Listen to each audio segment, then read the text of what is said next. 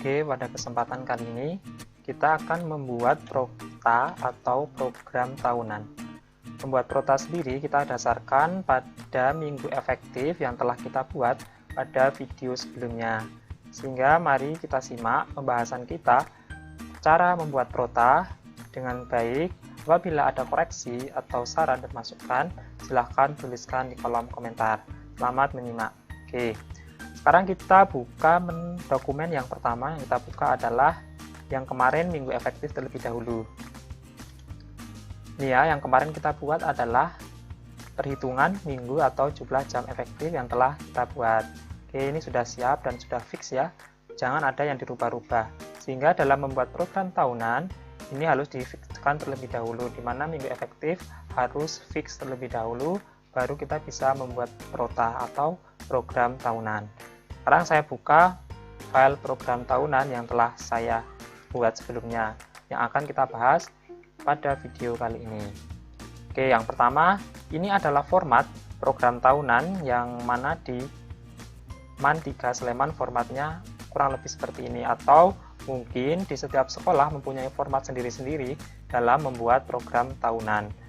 Kurang lebihnya seperti ini yang saya buat. Ada judul program tahunan, kemudian satuan pendidikan, kelas atau program, mata pelajaran, dan tahun ajaran. Di sini mata pelajarannya kimia. Oke, yang pertama di sini harus ada kompetensi inti, di mana kompetensi inti kita dapatkan dari silabus yang ada dari pemerintah. Ada KI1, KI2, KI3, dan KI4. Oke, di sini kemudian masuk ke dalam tabel di mana di sini adalah ada semester, standar kompetensi atau kompetensi dasar, materi pokok, dan alokasi waktu atau dalam satuan jam pelajaran. Oke, di sini sebelum masuk ke tabel yang ini, kompetensi inti harus ada empat-empatnya. Di sini ya, dikemukakan semua. Kemudian tapi ketika kita masuk dalam tabel standar kompetensi dasar yang ini, kita hanya cukup mencantumkan KD3, KD, KI yang 3. KI3 kan yang ini. Kemudian berarti ini KI yang depan ini KI, kemudian ini KI juga, KI3 dan KI4. KI3 dan KI4. Kemudian 3 titik, kalau sudah 3.1 ini masuk kepada kompetensi dasar. 3.1 itu namanya kompetensi dasar. Sehingga KI1 kompetensi dasar, KI3 kompetensi dasar 1 gitu ya. Sehingga kita yang masukkan KI3 dan KI4. Terus gimana KI1 dan KI2-nya? KI1 itu hanya menghayati dan mengamalkan ajaran agama yang dianutnya.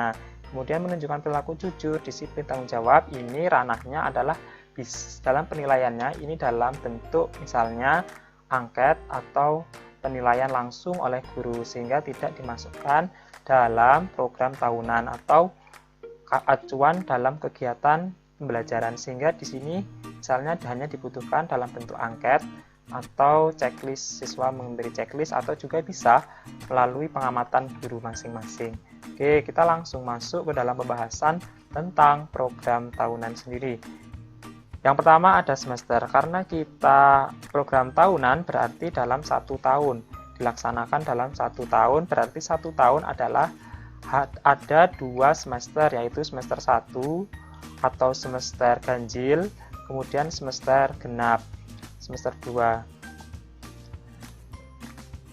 Oke, sekarang kita langsung bahas dari semester 1 terlebih dahulu, di mana standar kompetensi dasar yang ini harus sesuai dengan minggu efektif yang telah kita buat sebelumnya. Harus sama dengan yang ada di sini. Ini berdasarkan silabus yang terbaru atau silabus yang digunakan dalam kegiatan pembelajaran kimia, khususnya di contoh ini.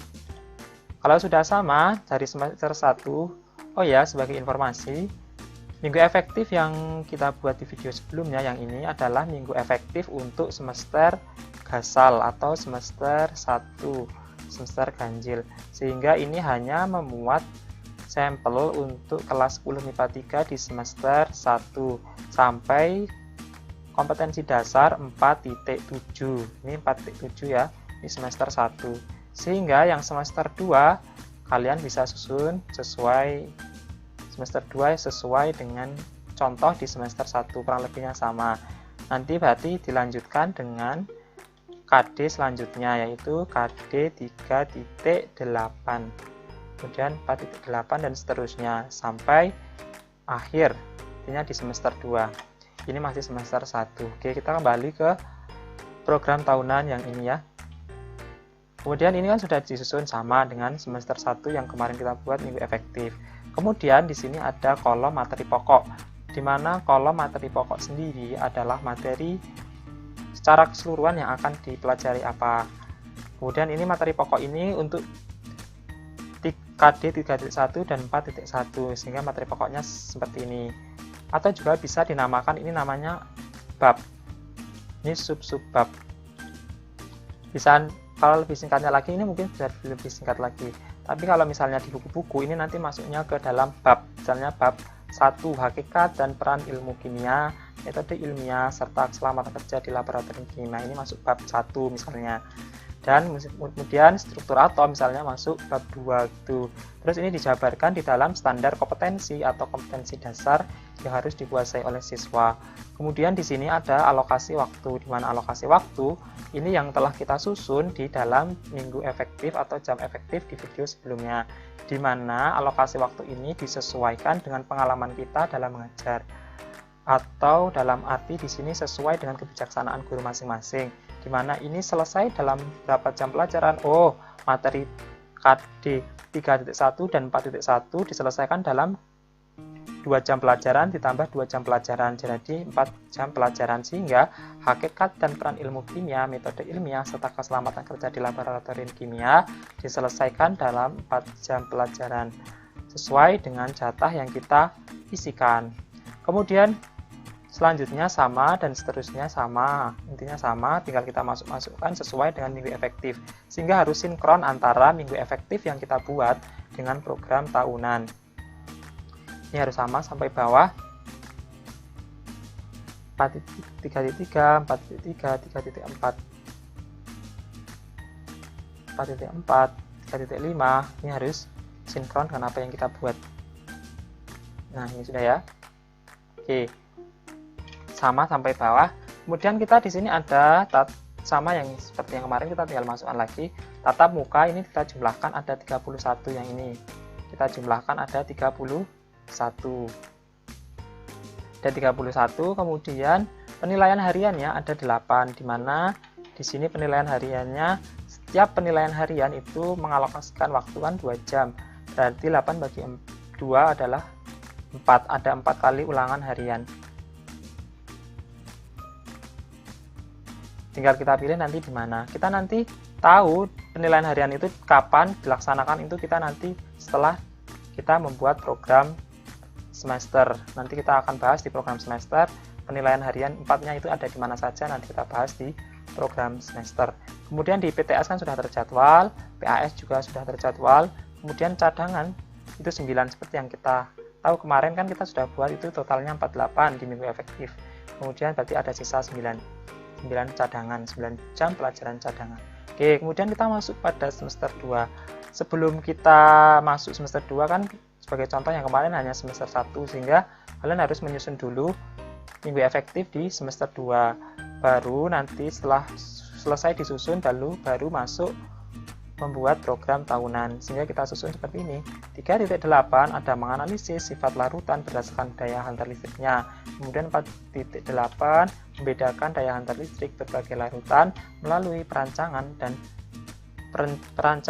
pelaksanaan percobaan. Nah, ini kita buat, misalnya babnya ini adalah babnya larutan elektrolit dan larutan non elektrolit. Kemudian dianggarkan sendiri sesuai dengan kebijaksanaan guru.